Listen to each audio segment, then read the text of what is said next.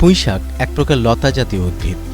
পুঁই গাছের পাতা ও ডাঁটা শাক হিসেবে খাওয়া হয় বলে সচরাচর একে পুঁই শাক হিসেবে উল্লেখ করা হয়।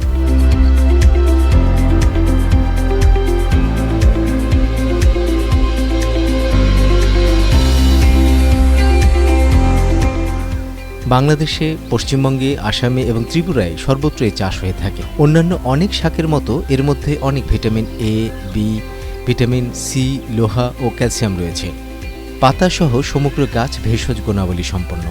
গনোরিয়া রোগে এটি উপকারী। পুঁই শাকের পাতার রস ছোটদের সর্দি, কোষ্ঠবদ্ধতা প্রভৃতিতে উপকার দেয়। বিভিন্ন জাতের পুঁই শাক বাংলাদেশে দেখা যায়, তার মধ্যে বাড়ি পুঁই শাক 1, বাড়ি পুঁই শাক 2, মনীষা, মাধুরী অন্যতম।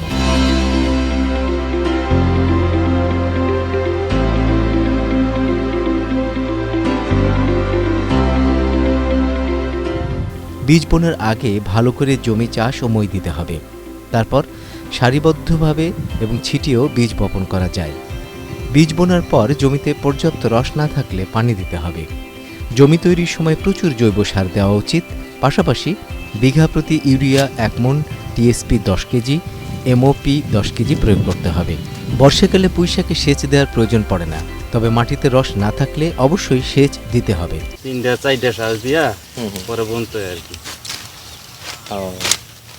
3-4টা সাজ দিলে মাটিটা উর্বর হয়, নরম হয়। আচ্ছা আচ্ছা, পানি টানি সেচ দিতে হয় না? সেচ দিত, বৃষ্টি না হলে সেচ লাগে, যেটি সেচ দেয় না তো।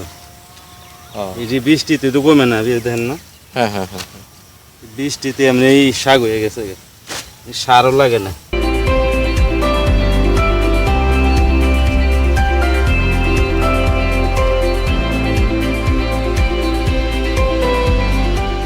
ফলন বেশি পেতে হলে গাছের গোড়ার মাটি আলগা করে দিতে হবে এবং আগাছা পরিষ্কার করতে হবে।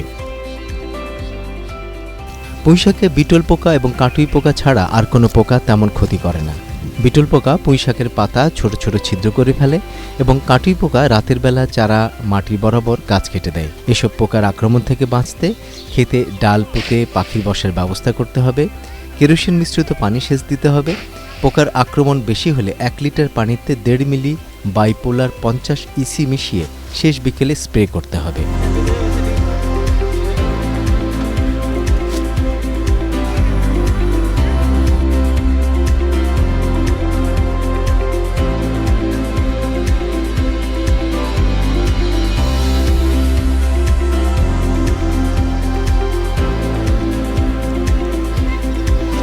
পুঁই শাক চাষ করতে তেমন খরচ হয় না। বিঘা প্রতি 10,000 টাকা খরচ হয় এবং 30 থেকে 40,000 টাকা আয় করা যায়।